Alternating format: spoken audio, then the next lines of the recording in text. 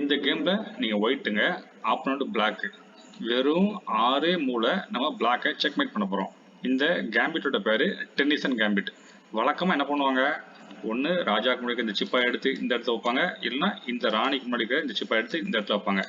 பிளாக்கும் இதே போல தான் பண்ணும், இதை எடுத்துங்க வைப்பாங்க, இல்லை இதை எடுத்துங்க வைப்பாங்க. என்ன காரணம்னா சென்டர் ஆஃப் த போர்டை கண்ட்ரோல் பண்ணுறதுக்காக.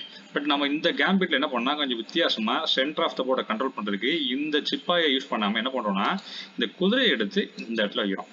ஸோ இப்போ பாருங்க, இந்த ஸ்கொயர் நம்ம கண்ட்ரோல் பண்ணுறோம். ஸோ இப்படி பண்ணுறதுனால ஆப்பனண்ட் இந்த ராஜாக்கு முன்னாடி இருக்கிற இந்த சிப்பாயை இந்த இடத்துல வைக்கிறதுக்கு ரொம்ப ரேர் வாய்ப்பு தான். ஏன்னா வச்சா நம்ம அட்டாக் பண்ணிடுவோம். அதுக்கு என்ன பண்ண வாய்ப்பு இருக்கு அப்படின்னா சென்டர் ஆஃப் த போர்டை பிடிக்கிறதுக்கு இந்த சிப்பாயை எடுத்து இங்கே பண்ண வைக்க நிறைய வாய்ப்பு இருக்கு. அப்படி வச்சுட்டாங்கன்னா நம்ம என்ன நினைச்சோம்னா இந்த கேம்பிட்டை ட்ரை பண்ணோம். இப்போ வந்து டென்னிசன் கேம்பிட் அப்ளை ஆகல. டென்னிசன் கேம்பிட் அப்ளை ஆகிறதுக்கு நம்ம என்ன பண்ணோம்னா இந்த சிப்பா எடுத்து இந்த வச்சு இன்னைய வாலண்டியரா வெட்டுப்பா அப்படிங்கிறோம்.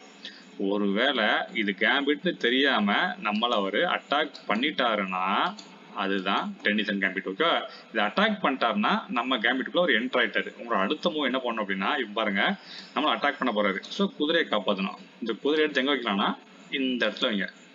இப்போ நீங்கள் ஒரு பிளாக் கார்டு என்ன பண்ணுவீங்க, இந்த குதிரை இங்கே வச்ச உடனே இந்த குதிரையை வேற ட்ராக் தான் நினைப்பீங்க. மேக்ஸிமம் பிளேயர் அதான் நினைப்பாங்க.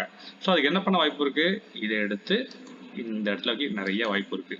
ஸோ இப்படி வச்சுட்டாருன்னா அவ்வளோதான், அவர் கேம் முடிஞ்சுது. உங்களோட அடுத்த மூவ் என்ன போகணும்னா இந்த ராணி இருக்கு பார்த்தீங்களா, இந்த ராணி கொண்டு போய் நேராக இந்த இடத்துல வச்சு என்ன பண்ணணும், ராஜாக்கு செக் கொடுக்கணும்.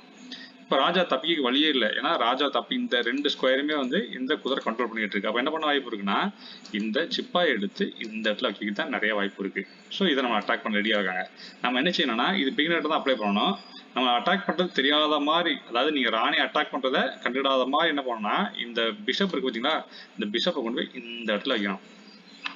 ஓகேவா, இந்த இடத்துல வச்சு செக்லாம் கொடுக்கக்கூடாது. அப்புறம் கேம் பலவனம் இழுக்க ஆரம்பிச்சிடும். இந்த இடத்துல வச்சு கொடுத்தோன்னே அவர் என்ன பாரு, ஆகா நமக்கு ஒரு ஃப்ரீயா ஒரு ராணி கிடைச்சிட்டு இவன் கவனிக்கல போல இருக்கு அப்படின்னு சொல்லிட்டு நம்மளை அட்டாக் பண்ணிட்டான்னு வச்சுங்களேன், அவர் கேமே முடிஞ்சது.